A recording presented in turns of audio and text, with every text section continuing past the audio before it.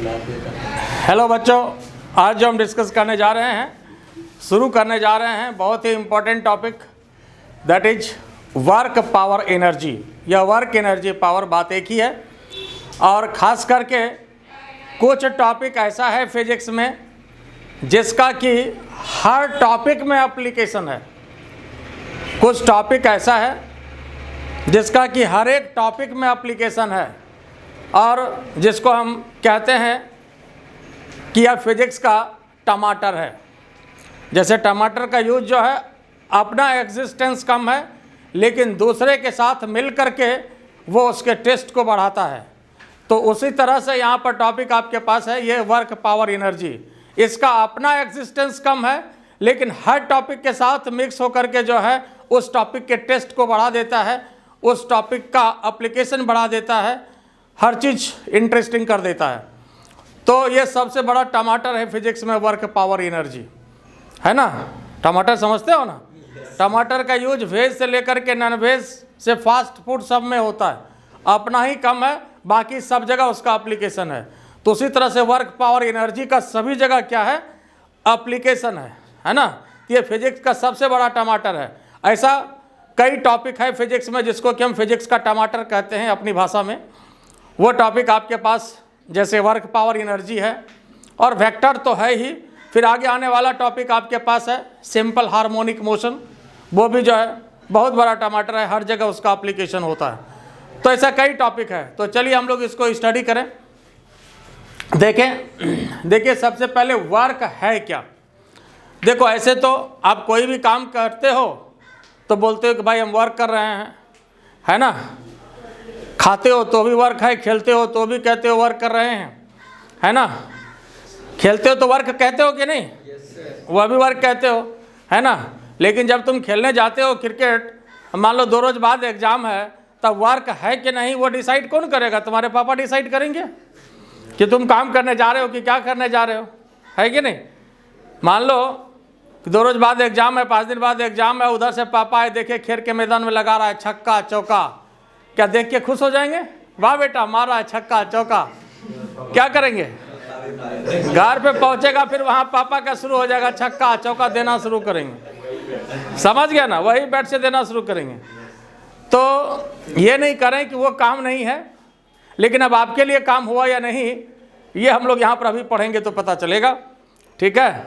आपके लिए वो काम हुआ या नहीं ये डिसाइड तो पापा करते हैं ना। तो उसी तरह से फिजिक्स कुछ डिसाइड करता है कि वो काम हुआ या नहीं हुआ। और वैसे प्रैक्टिकल तौर पर जो होता है उससे थोड़ा ये मेल खाता है, कहीं कहीं डिफरेंस भी है। तो आप जब खेलते हैं तो काम हुआ या नहीं, आइए हम लोग देखते हैं, पहले इसके वर्क के कॉन्सेप्ट को समझते हैं। देखो वर्क जो डिफाइन होता है, work is defined as dot product of force and displacement. Physics के भाषा में वर्क को डिफाइन करते हैं dot product of force and displacement. Force और डिस्प्लेसमेंट का जो डॉट प्रोडक्ट होता है वो क्या कहलाता है? वर्क कहलाता है। डॉट प्रोडक्ट या स्केलर प्रोडक्ट बात एक ही है। और 2 वेक्टर का डॉट प्रोडक्ट कैसी क्वांटिटी देता है? स्केलर या वेक्टर? स्केलर या वेक्टर? स्केलर। तो नेचुरली वर्क कैसी क्वांटिटी है? स्केलर क्वांटिटी है। वर्क कैसी क्वांटिटी है? स्केलर क्वांटिटी है। तो work is defined as dot product of force and displacement. और वर्क कैसी क्वांटिटी है? Scalar quantity. ऐसे भी 2 वेक्टर का जब डॉट प्रोडक्ट होता है तो डॉट प्रोडक्ट क्या देता है? स्केलर क्वांटिटी को देता है। डॉट प्रोडक्ट कैसी क्वांटिटी प्रोड्यूस करता है? स्केलर क्वांटिटी को प्रोड्यूस करता है। डॉट प्रोडक्ट है तो स्केलर क्वांटिटी होगा। तो work equal to F dot S. Dot product है तो mod of S cos theta. तो एफ एस कॉस थीटा हुआ। और थीटा क्या होता है? फोर्स और डिस्प्लेसमेंट के बीच का एंगल। फोर्स और डिस्प्लेसमेंट के बीच का, कहीं भी जब ए डॉट बी लेते हैं तो जो थीटा लेते हैं वह वेक्टर ए और वेक्टर बी के बीच का एंगल लेते हैं। तो यहाँ पर किसके किसके बीच का एंगल है? फोर्स और डिस्प्लेसमेंट के बीच का एंगल होता है। आई बात समझ में? अब यहाँ पर देखिए, जैसे मान लो कि ये एंगल थीटा है ना। यहाँ पर ये कोई भी बॉडी है जिसको कि हॉरिजेंटल प्लेन पर रखा गया है। किसी भी बॉडी को हॉरिजेंटल प्लेन पर रखा गया है और यहाँ पर हम फोर्स लगा रहे हैं एफ फोर्स से इसको खींच रहे हैं, लेकिन यहाँ पर एक सर्टेन इंक्लिनेशन के साथ है। ये इंक्लिनेशन कितना है? ये इंक्लिनेशन कितना है? थीटा है। तो अब ये बताइए कि अगर इस तरह से इंक्लाइंड है फोर्स, तो ये बॉडी यहाँ से मान लो यहाँ पर जाएगा कि नहीं जाएगा? ए से बी तक जाएगा। और मान लीजिए बॉडी ए से बी तक चला गया, ठीक है, कोई भी बक्सा रखा हुआ है, इस तरह से हम लोग पकड़ के इसको खींच रहे हैं किसी इंक्लिनेशन के साथ, तो भी तो ग्राउंड पर जाता है, कैसे उड़ के हमारे पास चला आएगा? ठीक है, ज़्यादा एंगल हो तो आ भी सकता है, लेकिन इन जनरल वो मान लीजिए ग्राउंड पर जा रहा है। तो जब ये ग्राउंड पर जा रहा है, ए से बी तक जा रहा है, तो ये बताइए कि किस फोर्स के कारण गया? ये एफ कॉस थीटा के कारण गया या एफ साइन थीटा के कारण गया? किसके कारण गया? एफ का यहाँ पर दो कंपोनेंट है, एक इधर कॉस है और इधर साइन है। एफ का दो कंपोनेंट, इधर कॉस है और इधर साइन है। तो इधर जब बक्सा यहाँ से यहाँ तक ग्राउंड पर जाता है तो किस फोर्स के कारण जाता है? एफ कॉस थीटा के कारण या एफ साइन थीटा के कारण? किसके कारण जाता है? एफ कॉस थीटा के कारण, चूंकि साइन वाले का इसमें यूज नहीं है। तो वास्तव में अब ये यहाँ पर देखा जाना है कि डिस्प्लेसमेंट के डायरेक्शन में कौन सा फोर्स लगा। डिस्प्लेसमेंट के डायरेक्शन में जो फोर्स लगता है, जब हम लोग यहाँ पर वास्तव में वर्क की बात करते हैं तो कौन सा फोर्स डिस्प्लेसमेंट के डायरेक्शन में लगा? एफ कॉस थीटा या एफ साइन थीटा? तो यहाँ पर एफ कॉस थीटा लगा। तो प्रैक्टिकल तौर पर एफ कॉस थीटा इसी को शामिल करते हैं वर्क में, और इनटू डिस्प्लेसमेंट, यह तो डिस्प्लेसमेंट है ही। तो वास्तव में फोर्स का वही कंपोनेंट हम लोग शामिल करते हैं वर्क में जो कि डिस्प्लेसमेंट के डायरेक्शन में लगता है, उसी फोर्स के कंपोनेंट को शामिल करते हैं। आई बात समझ में? उसी फोर्स के कंपोनेंट को शामिल करते हैं। तो यहाँ पर एफ कॉस थीटा शामिल हुआ, एफ साइन थीटा शामिल नहीं हुआ। बोलो बात समझ में आया कि नहीं? ठीक है। तो प्रैक्टिकल तौर पर भी अब देखिए, आप जो फोर्स मान लीजिए लगा रहे थे खेल के मैदान में, छक्का चौका, और 5 दिन बाद 10 दिन बाद एग्जाम है, तो क्या खेल के मैदान में छक्का चौका लगाने से, फोर्स लगाने से आपका डिस्प्लेसमेंट हो जाएगा? होगा डिस्प्लेसमेंट। तो आपका कहाँ फोर्स लगाना पड़ेगा? आपको पढ़ाई पे, है ना, कॉपी किताब पर फोर्स लगाना पड़ेगा, वहाँ दिमाग लगाना होगा, तो उससे आपका डिस्प्लेसमेंट होगा। और नहीं तो खेल के मैदान में लगाने से आपका डिस्प्लेसमेंट, मान लो खेल के मैदान में लगाते रह गए, डिस्प्लेसमेंट नहीं हुआ। बात समझ रहे हो? डिस्प्लेसमेंट नहीं हुआ क्या मतलब हुआ? मतलब लटक गए। बात समझ गए? तो फिर तो अगला साल वही परीक्षा देना है, चाहे जो भी आप कंपटीशन ही दे रहे हैं। मान लीजिए इस बार फिर आपका IIT नहीं हुआ, आपका नीट नहीं हुआ, फिर अगला बार तो वही देना है ना। तो डिस्प्लेसमेंट कहाँ हुआ? डिस्प्लेसमेंट हुआ कुछ नहीं, फिर अगला बार वही देना है। तो आपका डिस्प्लेसमेंट यहाँ कैसे होगा? किताब पर दिमाग लगाने से होगा, किताब कॉपी पर दिमाग लगाने से होगा, फोर्स लगाने से होगा। क्रिकेट के मैदान में लगाने से तो नहीं होगा। क्या विषय होगा? इसलिए फोर्स कहाँ लगाना है? हाँ, पढ़ाई पे फोर्स लगाना है। बात समझ गया ना? ठीक है। इधर उधर लगाने से फोर्स काम नहीं चलेगा, उससे डिस्प्लेसमेंट नहीं होगा। अब बात समझ में आया? ठीक है। तो प्रैक्टिकल तौर पर भी इसको ऐसे समझना है। तो अब यहाँ देखो, अब इसमें देखिए स्पेशल केस में, ऐसे तो ये जनरल फॉर्मूला वर्क के लिए आपका एफ एस कॉस थीटा हुआ, और theta is the angle between force and displacement. अब कहते हैं सबसे पहले स्पेशल केस में, केस 1, अगर थीटा का वैल्यू 0 हो, थीटा का वैल्यू कितना हो? 0। थीटा का वैल्यू 0 हो तो क्या हो जाएगा? वर्क का वैल्यू, वर्क का वैल्यू, थीटा का वैल्यू 0 हो तो वर्क का एफ एस, और कॉस 0 क्या हो जाता है? 1 हो जाता है। कॉस 0, तो इसलिए work equal to F S, चूँकि कॉस 0 का वैल्यू 1 हो जाता है, तो work equal to F S. और यह जो फोर्स होता है, ये फोर्स क्या होगा? मैक्सिमम होगा कि मिनिमम होगा? मैक्सिमम होगा। मतलब अगर फोर्स डिस्प्लेसमेंट के डायरेक्शन में लगे तो यह जो फोर्स, यह जो वर्क होगा, ये मैक्सिमम वर्क होगा। एकदम डायरेक्ट डिस्प्लेसमेंट के डायरेक्शन में लगाना है ऐसा नहीं कि जैसे पढ़ते समय थोड़ा मोबाइलों पे फोर्स लगा लिए तो फिर वो डायरेक्ट डिस्प्लेसमेंट के डायरेक्शन में नहीं हुआ। आई बात समझ में? तो मैक्सिमम फोर्स लगाना है, समझ गया ना? फिर तो मैक्सिमम फोर्स के लिए क्या करना पड़ेगा? एकदम डायरेक्ट जो है डिस्प्लेसमेंट के डायरेक्शन में फोर्स लगाना है। ऐसा नहीं कि बीच बीच में मोबाइलों पर इधर उधर फोर्स लगा लिए तो फिर तो दिक्कत होगा। ठीक है, तो work equal to F S, और ये मैक्सिमम फोर्स होगा एकदम, इसमें थीटा जीरो। तो पढ़ाई भी जो करनी है एकदम थीटा जीरो रख करके करना है। अब बात समझ में आ रहा है ना? ठीक बात है। अब यहाँ पर देखो, जैसे दूसरा केस में अगर थीटा का वैल्यू हो जाए 180, थीटा का वैल्यू क्या हो जाए 180, 180 का मतलब क्या हुआ? 180 का मतलब cos 180 -1 होता है। तो यहाँ पर देखो, तो वर्क डन जो हो जाएगा आपका एफ एस cos 180, cos 180 का मतलब माइनस एफ एस हो गया, और माइनस एफ एस का मतलब हो गया यहाँ पर negative work done. Minus F S का क्या मतलब हो गया? Negative work done. तो यहाँ पर वर्क कितना मिला साहब? W equal to minus F S, और माइनस एफ एस का मतलब क्या हुआ? Negative work done. तो वर्क डन निगेटिव भी हो सकता है, हालांकि ये स्केलर क्वांटिटी है, निगेटिव साइन का कोई विशेष मतलब नहीं है, लेकिन वर्क डन निगेटिव हो सकता है। और इसका मतलब क्या हुआ? निगेटिव वर्क डन कब होता है? जब थीटा 180 हो। और थीटा 180 कब होता है? जबकि फोर्स डिस्प्लेसमेंट के अपोजिट डायरेक्शन में लगे, जबकि फोर्स डिस्प्लेसमेंट के अपोजिट डायरेक्शन में लगे, तो वैसे स्थिति में वर्क डन निगेटिव भी होता है। और फिर ऐसा भी सिचुएशन हो सकता है कि एक साथ एक बॉडी पर कई फोर्स लग रहा हो, एक साथ एक बॉडी पर कई फोर्स लग रहा हो, लेकिन हो सकता है कि किसी के कारण पॉजिटिव वर्क डन हो जाए और किसी के कारण निगेटिव वर्क डन हो जाए, ऐसा भी हो सकता है। जैसे देखो, जैसे मान लो सपोज यह कोई भी बॉडी है, ठीक है, मान लो यह कोई भी बॉडी है, इस पे फोर्स हम लगा रहे हैं ऊपर। फोर्स किधर लगा रहे हैं? ऊपर लगा रहे हैं।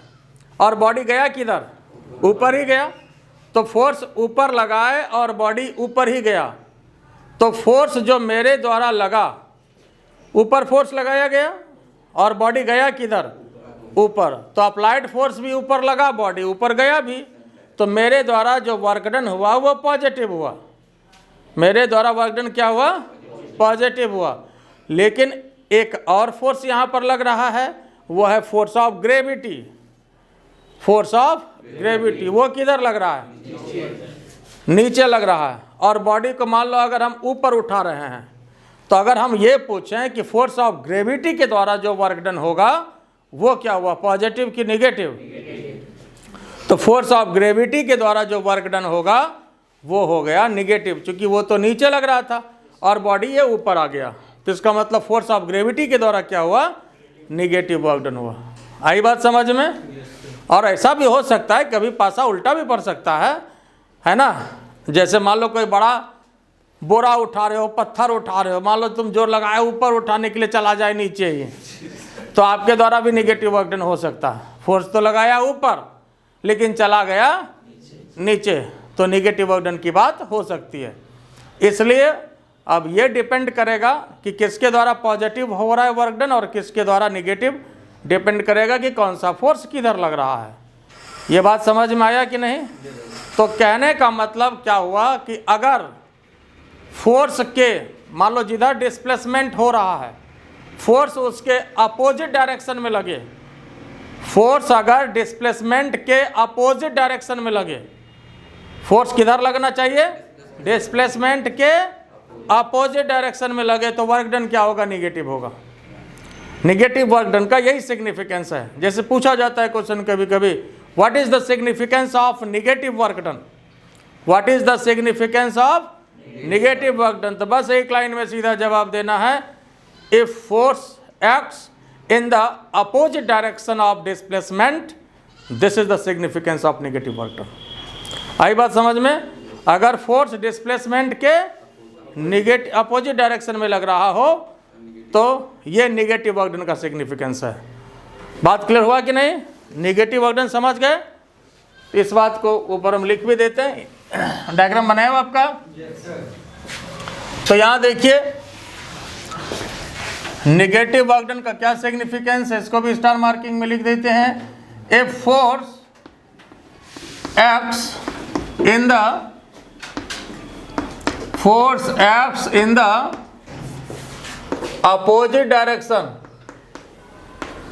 opposite direction of displacement. A force acts in the opposite direction of displacement, या आप ये भी कह सकते हैं if displacement takes place in the opposite direction of force, बात एक ही है। या और if displacement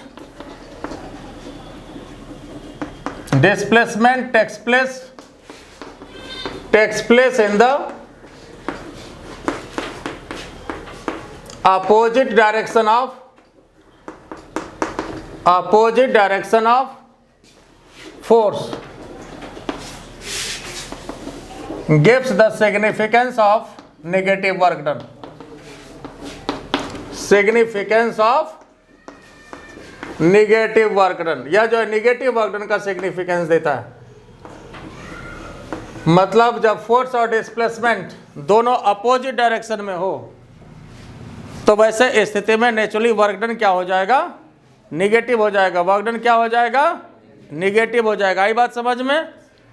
बात क्लियर हुआ या नहीं हुआ? ये समझ गए? ये हो गया। अब यहां पर देखिए नेक्स्ट केस में, केस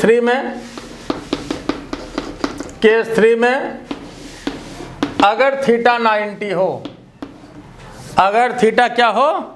90 हो। देखो अगर थीटा 90 होता है तो ऐसे स्थिति में इसके अनुसार क्या होगा? वर्क के फॉर्मूले के अनुसार Fs cos 90, तो यहाँ पर जो है cos 90 कितना हो जाएगा? तो इसको डायरेक्ट जीरो कर दें तो वर्क डन क्या हो जाएगा? जीरो हो जाएगा। वर्क डन क्या हो जाएगा?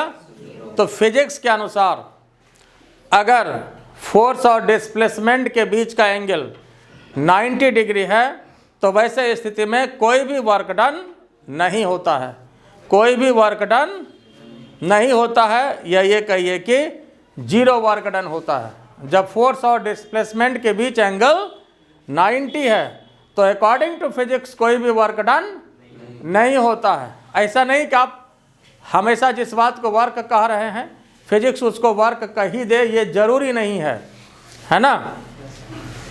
जैसे प्रैक्टिकल तौर पर अगर हम ये कहें कि जैसे मान लो कोई भी कुली अगर सर पर बक्सा रख करके वो आ रहा है, चल रहा है, तो फिजिक्स के हिसाब से वो वर्क डन नहीं होता है। According to physics no work. लेकिन ऐसा नहीं करना कि कुली को पैसा नहीं देगा, मारेगा, पैर हाथ तोड़ देगा वहीं पे, है ना। तो फिजिक्स के अनुसार नहीं होता, लेकिन प्रैक्टिकल तौर पर वो वर्क डन है। ठीक है। तो अब वही अगर मान लो कि बक्सा लेकर के उछलेगा तो ऊपर जाने के क्रम में, है ना, मान लो कि बक्सा का फोर्स नीचे लग रहा है, आप उछल रहे हो ऊपर, तो वहाँ निगेटिव वर्क डन हुआ, और आने के क्रम में पॉजिटिव वर्क डन होगा। तो इसलिए फिजिक्स के अनुसार कोई जरूरी नहीं है कि वो आपके अनुसार चले। ठीक है। फिजिक्स जो कहता है उसके अनुसार चल रहा है। मतलब हमेशा काम तुम ही डिसाइड करोगे ये जरूरी नहीं है, वो पापा डिसाइड करते हैं। आई बात समझ में? तुम लोग कहता है क्रिकेट खेलते हो तो बहुत मेहनत करते हो, वास्तव में जितना पसीना क्रिकेट खेलने में गिराता है अशफाक उतना पढ़ाई में आज तक गिरा? ईमानदारी से बताओ। हैं? क्रिकेट में ज़्यादा पसीना आता है कि पढ़ाई में? ईमानदार, हम भी क्रिकेट खेलें, झूठ नहीं बोलना। हैं? क्रिकेट में ज़्यादा पसीना आता है। उतना पसीना आज तक पढ़ने में कभी गिरा है? सही सही बोलो। नहीं गिरा है। तब है ना, तो वर्क तो वहाँ भी होता है, लेकिन वो डिसाइड पापा करेंगे, है ना। तुम्हारे अनुसार वो वर्क डन नहीं हुआ, वो पापा के अनुसार वर्क डन होगा कि नहीं होगा, वहाँ वो डिसाइड होगा। बोलो बात समझ में आया कि नहीं आया? ठीक है, तो उसी तरह से यहाँ पर वर्क डन होगा कि नहीं होगा ये फिजिक्स डिसाइड करेगा। अगर एंगल यहाँ पर 90 बन गया फोर्स और डिस्प्लेसमेंट के बीच, तो वर्क डन क्या हो जाएगा? 0 हो जाएगा। अब यहाँ देखिए प्रैक्टिकल तौर पर थोड़ा इसको समझिए। इसका जो कुछ केस है, और जैसे आपने पहले पढ़ा है, इसका जो प्रैक्टिकल एग्जाम्पल है ये सर्कुलर मोशन। देखो कोई भी पार्टिकल अगर यूनिफॉर्म सर्कुलर मोशन में मूव करता है तो यहाँ पर ये बताओ इसमें डिस्प्लेसमेंट का डायरेक्शन किधर होता है? टेंजेंशियल होता है। ये डिस्प्लेसमेंट का डायरेक्शन होता है। फोर्स का डायरेक्शन, कोई भी बॉडी जब इस तरह से सर्कुलर पाथ में मूव करता है तो बोलो फोर्स का डायरेक्शन किधर होता है? इसमें सेंट्रीफ्यूगल फोर्स इधर होगा, पीटल लेंगे तो इधर होगा, तो यही तो होगा, या तो इधर या इधर। और दोनों स्थिति में एंगल कितना बना देखो तो 90। तो फोर्स और डिस्प्लेसमेंट के बीच का एंगल कितना हुआ? 90। तो वर्क डन होगा? Work done. तो कोई भी पार्टिकल अगर यूनिफॉर्म सर्कुलर मोशन करता है तो कोई भी वर्क डन परफॉर्म नहीं होता है। कोई भी पार्टिकल अगर यूनिफॉर्म सर्कुलर मोशन करता है तो वैसे स्थिति में कोई भी वर्क डन परफॉर्म नहीं होता है। आई बात समझ में? और इसका प्रैक्टिकल एग्जाम्पल आपके पास ये सर्कुलर मोशन है, और इसका भी प्रैक्टिकल एग्जाम्पल जैसे पृथ्वी का सूर्य के तरफ, सूर्य के चारों तरफ जो मोशन होता है, यह जो है ऐसे तो इलिप्टिकल पाथ होता है, लेकिन समझने के लिए हम लोग भी इसको सर्कुलर पाथ ही लेते हैं, है ना। ऐसे तो पृथ्वी का मोशन सूर्य के चारों तरफ क्या होता है? क्या होता है? इलिप्टिकल, लेकिन हम लोग समझने के लिए सर्कुलर पाथ लेते हैं। ठीक है, और अच्छी बात है कि वर्क डन नहीं होता है और इसीलिए ये दुनिया चल रही है। अगर पृथ्वी जो सूर्य के चारों तरफ चक्कर लगा रही है, इसमें अगर वर्क डन करना पड़े, वर्क डन करना पड़े तो एनर्जी का लॉस होगा। वर्क डन करना पड़े तो ऊपर वाला भी हाथ उठा लेगा कि अब हमसे दुनिया नहीं चलेगी, अब संभलो, अब हम छोड़ रहे हैं। आई बात समझ में? तो चूंकि चल रहा है इसलिए एनर्जी का लॉस नहीं होता। अगर एनर्जी का लॉस हो तो ऊपर वाला भी हाथ उठा लेगा, है ना। आई बात समझ में? इसलिए चल रही है, इसलिए कि एनर्जी का लॉस नहीं हो रहा है, इसलिए कब से चल रही है पता नहीं, आगे कब तक ये चलेगी ये भी शायद पता नहीं। ठीक है, तो ये बात समझ गए। इस बात को भी स्टार मार्किंग में लिख लीजिए। If particle moves in the uniform circular motion,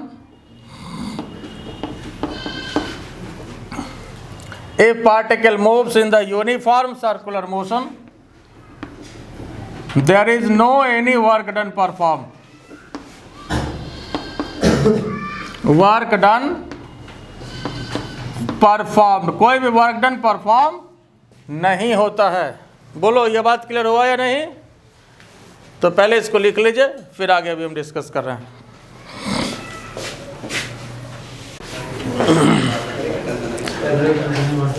आइए अब आइए work done by variable force. देखो इसके पहले जो हमने डिस्कस किया, जो वर्क डन का आपका फार्मूला था एफ एस कॉस थीटा, यही ना, ये डिस्कस किया अभी हम लोग। लेकिन वास्तव में अब इसमें एक शर्त होती है, वो शर्त यह है कि फोर्स क्या था इसमें?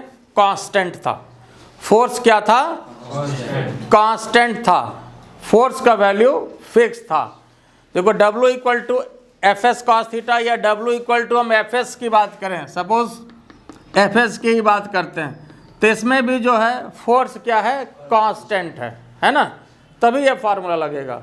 देखो जैसे अगर हम ये कहें कि किसी भी बॉडी पर, कोई भी बॉडी पर 10 न्यूटन का कांस्टेंट फोर्स लग रहा है और बॉडी जो है 5 मीटर तक डिस्प्लेस हो जाता है, 5 मीटर तक बॉडी डिस्प्लेस हो जाता है और फोर्स लग कितना रहा है, 10 न्यूटन का फोर्स लग रहा है, और ये कांस्टेंट फोर्स लग रहा है, मतलब 10 का मतलब 10, 11 नहीं, ठीक है।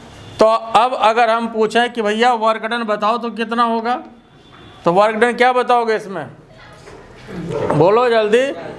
फोर्स इंटू डिस्प्लेसमेंट, 10 गुना 5 मतलब 50 जूल का वर्क डन होगा।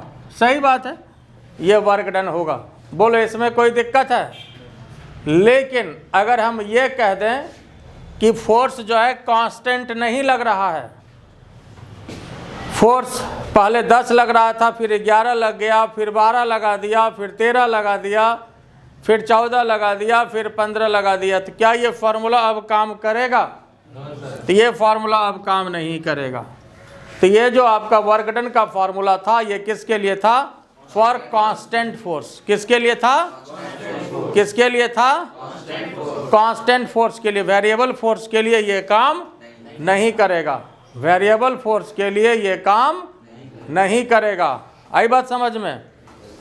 तो वेरिएबल की अगर बात हो तो फिर वैसे स्थिति में यहाँ पर कैलकुलस फॉर्म का फार्मूला, ये वाला फार्मूला आपके पास लगेगा। तो work done equal to integration FDS, ये फार्मूला फिर आपको लगेगा।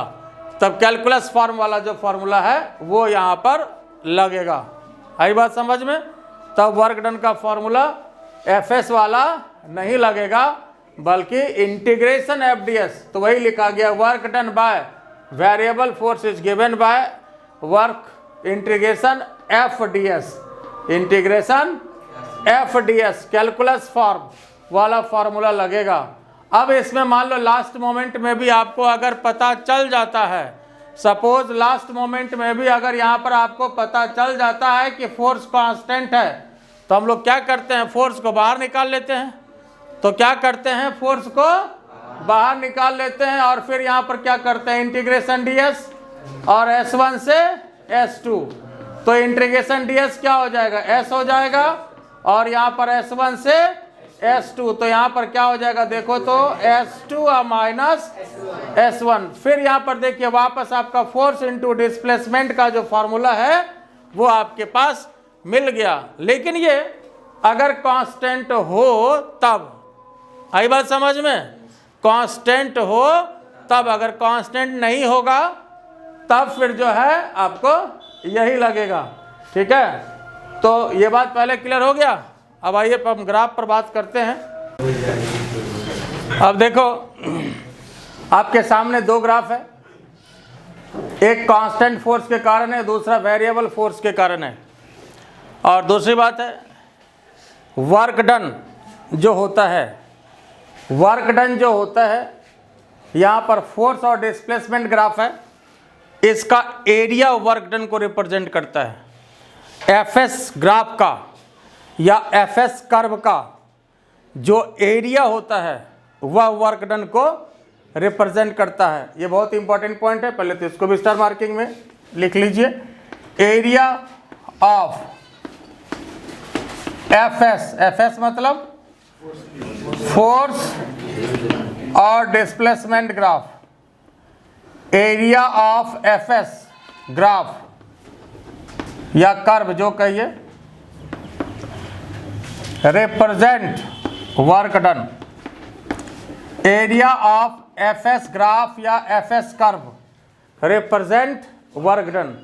एफएस ग्राफ का जो एरिया होता है वो वर्क डन को रिप्रेजेंट करता है। एफएस मान लीजिए ग्राफ बोलिए, कर्व बोलिए, एक ही बात है।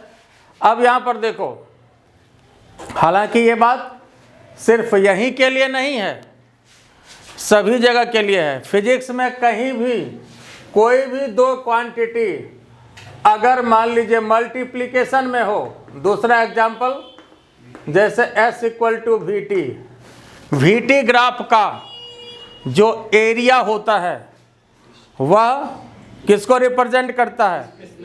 Distance covered by the particle को रिप्रेजेंट करता है। S इक्वल टू VT यहाँ भी मल्टीप्लिकेशन में है। और उसी तरह से दूसरा एग्जाम्पल अभी सामने है आपके, W इक्वल टू FS। तो FS ग्राफ का जो एरिया होगा वह वर्क डन को रिप्रेजेंट करता है। तो ये बात एक जगह के लिए नहीं, सभी जगह के लिए सही है, याद रखिएगा इस बात को, ठीक है। तो यहाँ पर देखिए एफएस ग्राफ है, इसका जो एरिया होगा यहाँ पर, ये एरिया जो है ये वर्क डन को रिप्रेजेंट करता है। This is your work done, ये वर्क डन को रिप्रेजेंट करता है। और यह जो ग्राफ है इसमें फोर्स कांस्टेंट है कि वेरिएबल है? तो यह जो है कांस्टेंट फोर्स के कारण है। ये किसके कारण है? वर्क डन बाय कैसा फोर्स? Constant force. और यह जो है ये this is your work done by, work done by, जोर से बोलो, work done by variable force. आई बात समझ में? वर्क डन बाय, क्यों वेरिएबल फोर्स? तो फोर्स का वैल्यू देखो इसमें हर एक जगह क्या हो रहा है? बढ़ रहा है। तो एफएस ग्राफ का जो एरिया है ये वर्क डन को रिप्रेजेंट करता है, लेकिन ये यहाँ पर ये वेरिएबल फोर्स की बात है। आई बात समझ में? और इसमें क्या है? ये कांस्टेंट फोर्स की बात है। और ये बात हमने कहा है यहीं के लिए नहीं है, कई जगह के लिए है, सभी जगह के लिए है, ठीक है। जैसे आगे आप हीट एंड थर्मोडायनामिक्स पढ़ेंगे तो वहाँ पर भी वर्क डन का फॉर्मूला आएगा आपके पास, work equal to PV. PV मतलब वहाँ प्रेशर वॉल्यूम होता है, प्रेशर वॉल्यूम। तो पीवी ग्राफ का जो एरिया होता है वर्क इक्वल टू पीवी होता है वहाँ पर। तो पीवी मतलब प्रेशर वॉल्यूम ग्राफ का जो एरिया होता है वो वर्क डन को रिप्रेजेंट करता है। हीट एंड थर्मोडायनामिक्स में पढ़ेंगे, ठीक है, वहाँ ये मेजर क्वांटिटी होती है प्रेशर वॉल्यूम। तो देखिए आपके पास कई एग्जाम्पल तो यहीं पर है, तो इसलिए ये पूरे फिजिक्स के लिए लागू होता है। और इवन ये पूरे फिजिक्स के लिए ही नहीं बल्कि केमिस्ट्री मैथ के लिए भी लागू होता है। जहाँ भी ऐसी बात होगी तो वहाँ पर ये लागू होगा। बोलो ये बात समझ में आया कि नहीं? ठीक है। तो फोर्स और डिस्प्लेसमेंट कर्व का जो एरिया होता है वह किसको रिप्रेजेंट करता है? वर्क डन को रिप्रेजेंट करता है। अब आइए नेक्स्ट बात करें स्प्रिंग पर। Concept of spring, concept of spring. देखो स्प्रिंग का जो यूज है कॉन्सेप्ट पूरे फिजिक्स में यूज होता है, हर जगह स्प्रिंग कॉन्सेप्ट का यूज होता है, चाहे थ्योरी हो, प्रॉब्लम हो, और प्रॉब्लम में तो बहुत ज़्यादा यूज होता है। तो देखिए स्प्रिंग है क्या पहले, तो स्प्रिंग को हम लोग डिफाइन करते हैं, spring is a mechanical device which is highly elastic in nature. Spring is a mechanical device which is highly elastic in nature. और स्प्रिंग जो है वह कई तरह का होता है। स्प्रिंग कई तरह का होता है, जैसे helical spring, helical spring, spiral spring, leaf spring, extra. तो आइए इसको हम लोग डिफाइन करें। Spring is a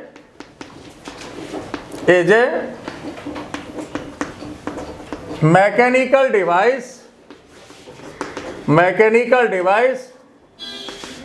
which is highly elastic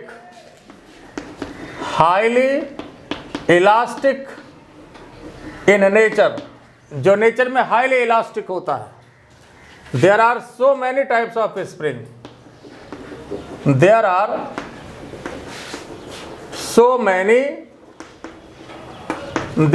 so many types of spring. There are so many types of spring. Spring कई तरह का होता है। Such as, कौन कौन सा? तो सबसे पहले जो ज़्यादा इम्पोर्टेंट है हेलिकल स्प्रिंग, दूसरा स्पाइरल स्प्रिंग,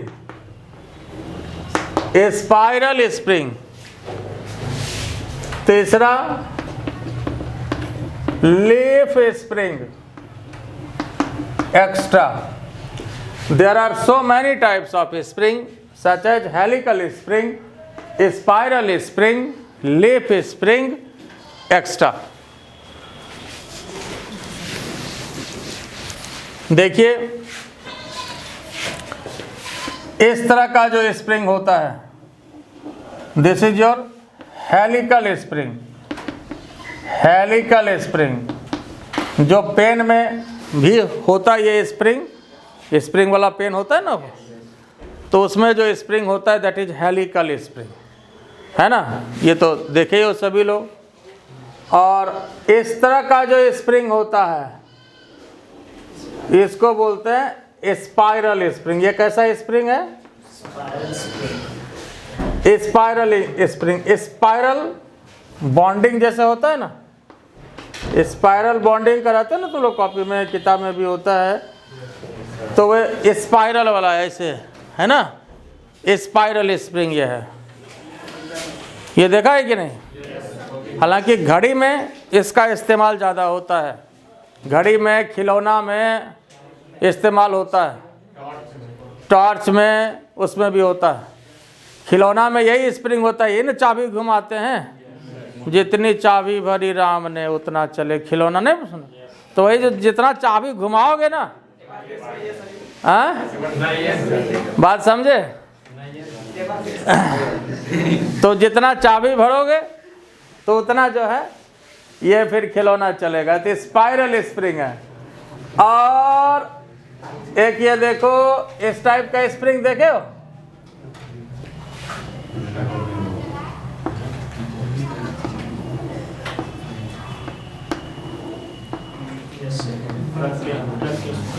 ट्रक में होता है। हाँ एकदम सही देखा है। तो यह लीफ स्प्रिंग होता है। ये कौन सा स्प्रिंग होता है? Leaf spring. जैसे गाड़ी वाला नहीं बोलता हम क्या करेंगे, पत्ती ये टूट गया, है ना, तो वही लीफ होता है उसमें, है ना। तो यह जो है यह है लीफ स्प्रिंग। लीफ स्प्रिंग, पत्ती वाला स्प्रिंग। 4 व्हीलर्स में इसका इस्तेमाल होता है, ट्रक में तो बाहर से ही आपको देखने को मिलेगा लीफ स्प्रिंग। देखा है ना? लेकिन हम लोगों को जो स्टडी करना है दैट इज हेलिकल स्प्रिंग। हम लोग को स्टडी किस पर करना है? हेलिकल स्प्रिंग पर स्टडी करना है। We have to study regarding helical spring. We have to study regarding helical spring. Helical spring पर बात करना है, पढ़ना है।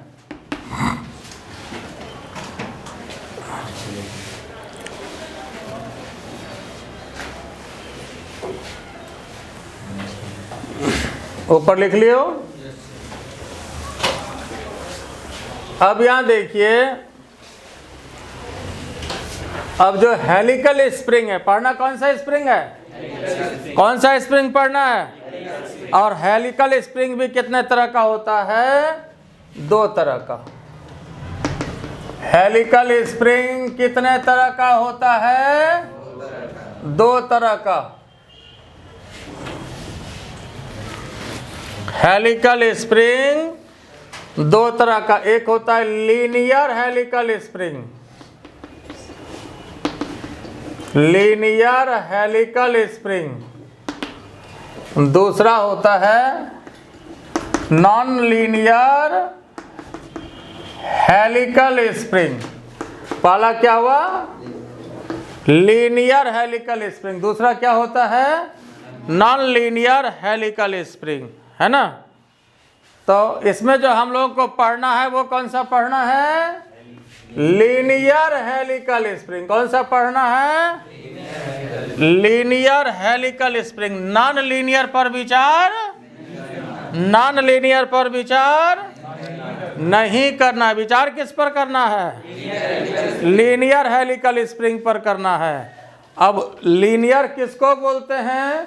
तो लीनियर बोलते हैं जब जैसे मान लो स्प्रिंग को पकड़ के खींचे, ठीक है, स्प्रिंग को पकड़ के मान लो खींचे और फोर्स जो है डायरेक्टली प्रोपोर्शनल टू अगर एलोंगेशन हो जाए। एलोंगेशन मतलब होता है जो लेंथ में वृद्धि हुआ। एलोंगेशन हुआ जो लेंथ में वृद्धि हुआ। देखो जैसे कोई भी स्प्रिंग है, कोई भी स्प्रिंग अगर ऐसे ही रखा हुआ है तो यह जो लेंथ है इसका, इसको बोलते हैं नेचुरल लेंथ। क्या बोलते हैं? Natural length. और मान लो फोर्स इधर लगाया और उसके बाद क्या हुआ, बढ़ गया। मान लो अब चला आया यहाँ तक, तो ये डिस्टेंस हुआ, इसी को बोलते हैं एलोंगेशन। अब इसको एक्स बोलिए, डेल एक्स बोलिए, जो बोलिए, लेकिन इसको क्या बोलते हैं? एलोंगेशन। तो एलोंगेशन किसको बोलते हैं? जो बढ़ोतरी होता है। स्प्रिंग कोई भी जैसे रखा हुआ है तो वो उसका नेचुरल लेंथ है। रखा हुआ है तो कौन सा लेंथ है? नेचुरल लेंथ है। मान लो फोर्स लगाए और बढ़ गया लेंथ, तो जो बढ़ गया उसको क्या बोलेंगे? एलोंगेशन बोलेंगे। आई बात समझ में? जो बढ़ गया उसको क्या बोलेंगे? एलोंगेशन बोलेंगे। आई बात समझ में? तो यही एलोंगेशन है। तो फोर्स अगर डायरेक्टली प्रोपोर्शनल टू एलोंगेशन हो, बढ़ोतरी मतलब फोर्स लगाए और उसके हिसाब से एक्स बढ़ रहा है, उसके हिसाब से एलोंगेशन हो रहा है ना? या ये भी कर सकते हैं कि एलोंगेशन के हिसाब से हमें फोर्स बढ़ाना पड़ रहा है। एलोंगेशन के हिसाब से जितना बढ़ा रहे हैं उसके हिसाब से फोर्स भी बढ़ रहा है। ठीक है? तो इसको बोलते हैं लीनियर हेलिकल स्प्रिंग, है ना? और अगर इस चीज को फॉलो नहीं करे मतलब इसको काट दीजिए। फॉलो नहीं करे, अगर इसको फॉलो करे तो लीनियर हेलिकल स्प्रिंग हुआ। मतलब जैसे जैसे एक्स बढ़ा रहे हैं वैसे वैसे फोर्स का वैल्यू बढ़ना चाहिए। और होता भी है प्रैक्टिकल तौर पे कि नहीं होता है? होता है। जैसे स्प्रिंग को जब खींचोगे शुरू में तो हल्का लगेगा, खींचते जाओ, जैसे जैसे खींचते जाओगे तो दम निकलते जाएगा। फिर मतलब फिर ज़्यादा फोर्स लगता है। शुरू में अगर 1 सेंटीमीटर खींचने बोले तो हल्का लगेगा, फिर मान लो खींच लिए थोड़ा दूर, फिर बोले आप जरा फिर 1 सेंटीमीटर खींचो तो फिर मिजाज ठंडा हो जाएगा। आई बात समझ में? शुरू में खींचने में हल्का लगता है। कोई रबर ही मान लो पहला 1 मिलीमीटर खींचने बोले, पर आसान है, खींच लिए। लेकिन मान लो उसको पूरा खींच दिया पकड़ के, फिर बोले जरा 1 मिलीमीटर फिर खींचो, तो और उसमें बहुत ज़्यादा फोर्स की आवश्यकता पड़ेगी। आई बात समझ में? तो जैसे जैसे एक्स बढ़ाते हैं वैसे वैसे फोर्स का वैल्यू भी आपको बढ़ाना पड़ेगा। तो ये लीनियर वाली बात हुई। और नॉन लीनियर वाला बात हुआ जो इसको फॉलो नहीं किया। हो सकता है कि जैसे एक्स बढ़ाए तो फोर्स बढ़ा, फिर थोड़ा सा बढ़ाए तो टूटिए गया। जंग वाला स्प्रिंग है ना, जंग लगा हुआ। आई बात समझ में? तो हम लोग को किस पर बात करना है? लीनियर हेलिकल स्प्रिंग पर बात करना है। किस पर बात करना है? लीनियर हेलिकल स्प्रिंग पर। और F directly proportional to X होगा। और जब इस प्रोपोर्शनलिटी को हटाएंगे तो इसके लिए एक कांस्टेंट देना पड़ता है। और ये कांस्टेंट क्या है? K होता है। और ये निगेटिव साइन के साथ होता है। एक निगेटिव साइन भी यहाँ पर पड़ता है। अब इस निगेटिव साइन का क्या मतलब है? तो निगेटिव साइन का मतलब यहाँ पर ये होता है कि यहाँ पर यह जो फोर्स होता है ये रीस्टोरिंग होता है। कैसा फोर्स होता है? स्प्रिंग फोर्स जो है रीस्टोरिंग होता है। अब रीस्टोरिंग का क्या मतलब है? हाँ, रीस्टोरिंग का मतलब ये होता है जैसे स्प्रिंग को पकड़ के खींचे, फिर उस फोर्स को आप लगाना छोड़ दीजिए तो वापस अपने स्थिति में चला जाएगा। तो जहाँ इस तरह की बात होती है तो इस तरह के फोर्स को बोला जाता है रीस्टोरिंग फोर्स। और इस तरह का फोर्स जहाँ होता है वहाँ पर एक निगेटिव साइन लगता है। आई बात समझ में? क्या होता है वहाँ पर? निगेटिव साइन लगता है। बात क्लियर हुआ या नहीं हुआ? ऐसा कई जगह फोर्स है। रबर में भी वही फोर्स लगता है। रबर को पकड़ के खींचो, खींचते जाओ और उसके बाद छोड़ दो, क्या होगा? अपने ओरिजिनल पोजीशन पे आ जाएगा। तो वहाँ भी रीस्टोरिंग फोर्स लगता है ना, अपने ओरिजिनल पोजीशन पे आ जाएगा। स्प्रिंग को भी पकड़ के खींचो, छोड़ दो, अपने ओरिजिनल पोजीशन पे आ जाएगा, है कि नहीं? तो ऐसा कई जगह पर रीस्टोरिंग फोर्स लगता है ना। फिजिक्स में कई जगह पर रीस्टोरिंग फोर्स होता है। और जहाँ रीस्टोरिंग फोर्स आएगा वहाँ पर निगेटिव साइन का इस्तेमाल होता है। आई बात समझ में? जैसे मान लो झूला का ही केस है। झूला जो झूलते हो जैसे मान लो तुमको फोर्स लगा दिया तो उधर गया, फिर क्या होता है, वापस आ जाता है। कि अगर लगा दिया उधर, अगर चलते रह जाओगे तो ऐसा झूला कोई झूलेगा? है कि नहीं? आई बात समझ में? क्या फिर ऐसा झूला झूलेगा? हाँ, ऐसा झूला मेला में बहुत रहता है। बात समझ गया ना? तो चूंकि आ जाते हो इसलिए नहीं ठीक लगता। अच्छा दो ना, जो 1 लाख दे दो, कोई बात नहीं, फिर तो आइए जाएंगे, है ना? तो ये रीस्टोरिंग फोर्स वाली बात होती है। आई बात समझ में? और जहाँ रीस्टोरिंग फोर्स आएगा तो वहाँ पर नेगेटिव साइन का इस्तेमाल होता है। और यहाँ पर यह जो कांस्टेंट है, तो यहाँ पर यह प्रोपोर्शनलिटी कांस्टेंट है, के इज प्रोपोर्शनलिटी कांस्टेंट। और इसको क्या कहते हैं? बहुत इंपॉर्टेंट क्वांटिटी है ये constant, known as spring constant. क्या बोलते हैं? क्या बोलते हैं? और या इसको बोलते हैं फोर्स कांस्टेंट। क्या बोलते हैं? इसको स्प्रिंग कांस्टेंट बोलते हैं, या इसको क्या बोलते हैं? फोर्स कांस्टेंट बोलते हैं। स्प्रिंग कांस्टेंट और फोर्स कांस्टेंट दोनों ही बोला जाता है।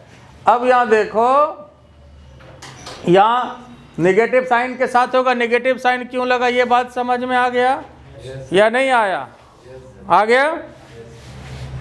तो स्प्रिंग कांस्टेंट और फोर्स कांस्टेंट, और इसको जो हम लोग डिफाइन करते हैं, कैसे करते हैं, अब इसको समझिए। ये लिख लिया ऊपर वाला। देखिए अब स्प्रिंग कांस्टेंट को कैसे डिफाइन करते हैं। तो सबसे पहले तो ये ध्यान रखना है कि स्प्रिंग कांस्टेंट या फोर्स कांस्टेंट दोनों एक ही चीज है। स्प्रिंग कांस्टेंट कहें या फोर्स कांस्टेंट, दोनों एक ही चीज है। और इंडिकेट किससे करते हैं? के से करते हैं। और फॉर्मूला इसके लिए क्या आया? F = -kx आया। क्या फॉर्मूला आया इसके लिए? -kx आया, है ना? और इसको डिफाइन कैसे करते हैं? देखो, अगर x का वैल्यू 1 रखें, क्या रखें? x का वैल्यू क्या रखें? 1 कहें या यूनिटी कहिए, जो कहिए, मतलब किसी भी स्प्रिंग को यूनिट लेंथ से खींचने के लिए, किसी भी स्प्रिंग को यूनिट लेंथ से खींचने के लिए जितना फोर्स लगेगा, वही क्या कहलाता है? स्प्रिंग कांस्टेंट कहलाता है ना? किसी भी स्प्रिंग को यूनिट लेंथ से खींचने के लिए, कितना से खींचना है?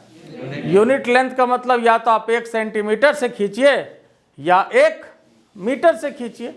1 सेंटीमीटर से खींचिए या 1 मीटर से खींचिए, जिससे खींचिए, जितना फोर्स लगाएंगे वही क्या कहलाएगा? उस स्प्रिंग का स्प्रिंग कांस्टेंट कहलाएगा। क्या कहलाएगा? उस स्प्रिंग का स्प्रिंग कांस्टेंट कहलाएगा। और डिफिनेशन में खींचने के लिए भी होता है और दबाने की बात भी होती है, कंप्रेशन की बात भी होती है। देखो, जैसे कोई भी स्प्रिंग है, नेचुरल लेंथ, बात समझ में आया ना? ये इसका नेचुरल लेंथ है। और फोर्स अगर ऐसे लगाएं तो स्प्रिंग क्या होगा? दबेगा। मान लो यहाँ तक चलाया, तो यह जो है x, अब इसका हो गया कंप्रेशन। क्या हो गया इसका? कंप्रेशन। ये कंप्रेशन कहलाता है। और बढ़ता है तो क्या कहलाता है? बढ़ता है तो एलोंगेशन। बढ़ता है तो क्या कहलाता है? एलोंगेशन कहलाता है। आई बात समझ में? बढ़ता है तो, कमता है तो। बात समझ में आया कि नहीं आया? ये बात क्लियर हुआ? तो आइए अब स्प्रिंग कांस्टेंट को डिफाइन कर लें। Required force to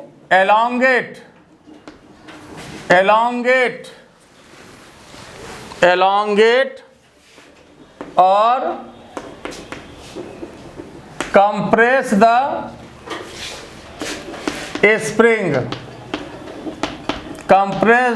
spring. Elongate or compress the spring through unit length is known as spring constant. Constant of that spring, उस स्प्रिंग का क्या कहलाता है? स्प्रिंग कांस्टेंट कहलाता है। Required force to elongate or compress the spring through unit length is known as spring constant of that spring. उस spring का spring constant कहलाएगा। और इसके लिए फॉर्मूला तो हमारे पास आया ही, F equal to minus K X. आई बात समझ में? उस स्प्रिंग का स्प्रिंग कांस्टेंट कहलाएगा।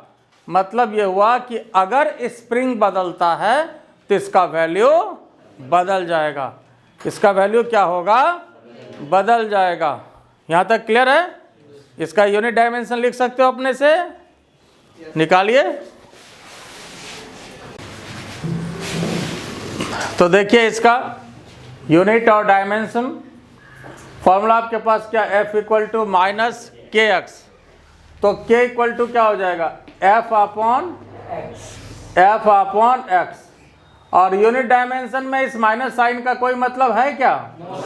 तो यूनिट डायमेंशन में माइनस साइन से कोई लेना देना नहीं है। नेगेटिव साइन तो रीस्टोरिंग फोर्स के लिए पड़ता है। जहाँ भी रीस्टोरिंग की बात आती है तो वहाँ पर नेगेटिव साइन का इस्तेमाल होता है। बाकी यहाँ कोई मतलब नहीं है। तो अब आइए इसका unit dimension of force constant, unit and dimension of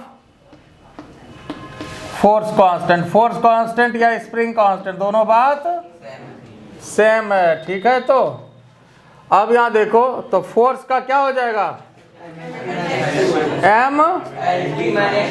MLT minus 2 और नीचे MLT माइनस 2, नीचे LL खत्म हो गया, MT माइनस 2। और यूनिट क्या हो जाएगा? यूनिट क्या हो जाएगा? फोर्स के लिए न्यूटन पर मीटर। न्यूटन पर मीटर क्या हो जाएगा? फोर्स का न्यूटन है ना, डिस्टेंस यहाँ पर एलोंगेशन क्या है? मीटर है, तो न्यूटन पर मीटर। ये SI में अगर CGS में इच्छा हो लिखने का तो क्या हो जाएगा? CGS में डाइन पर सेंटीमीटर, ये आपका CGS में।